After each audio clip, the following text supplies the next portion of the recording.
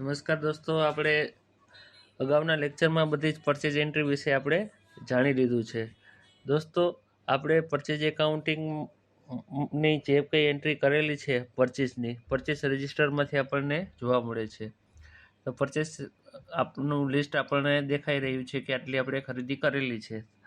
તો દોસ્તો, આ ખરીદીના લિસ્ટમાં આપણે જેવી રીતે જોઈ શકીએ છીએ કે કેટલાની ખરીદી આપણે કરેલી છે તે બધી વસ્તુ આપણે પરચેજ રજિસ્ટરમાં આપણે જોઈ શકીએ છીએ. તો દોસ્તો, આપણે આ પરચેજ વાઉચર આપણું ઓપન થઈ ગયું છે અને એમાં ખાસ કરીને જો આપણે રિસિપ્ટની વિગત કે ગમે ત્યારે મટીરિયલ આવતું હોય તો આપણે પરચેજની એન્ટ્રી કરી છે તો તેમાં આપણે કેમાંથી આપણે મટીરિયલ આવેલું છે તો તેની વિગત આપણે અહીંયા લખી નાખવાની કે ઇન ફ્યુચર આપણને ખ્યાલ રહે કે આપણને આ મટીરિયલ કયા ટ્રાન્સપોર્ટમાંથી આવેલું ને એનો એલઆર નંબર શું હતો. તો આ બધી વિગત પણ આપણે ભરી લઈએ.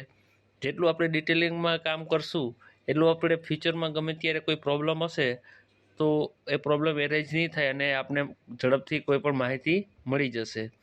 તો આશા રાખું છું કે આ વસ્તુનો તમને ખ્યાલ આવ્યો હશે કે જેથી કરીને તમે પરચેસની એન્ટ્રી કરો અથવા તો સેલ્સની એન્ટ્રી કરો એનાથી શું થશે કે તમારો રેકોર્ડ છે એ તમારે ફાઇલિંગમાં કોઈ વસ્તુ ચેક નહીં કરવા જવી પડે. એલઆર વસ્તુ છે, એલઆર નંબર છે કે કયા ગાડી નંબરથી મોકલેલો છે. તો આ બધી વસ્તુ તમારા ઓન પ્રૂફ રેકોર્ડમાં તમારા ટેલી પ્રાઇમની અંદર આવી જશે. તો તમારે કોઈ ફાઇલ જોવાની વિગત નહીં રહે. ખાલી તમે આમાંથી રિપોર્ટ કાઢશો ટેલી પ્રાઇમની અંદરથી તો તમને આ રિપોર્ટ મળી જવાનો છે.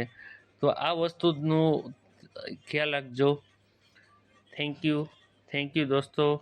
તો અમારે આટલું જ કહેવાનું હતું કે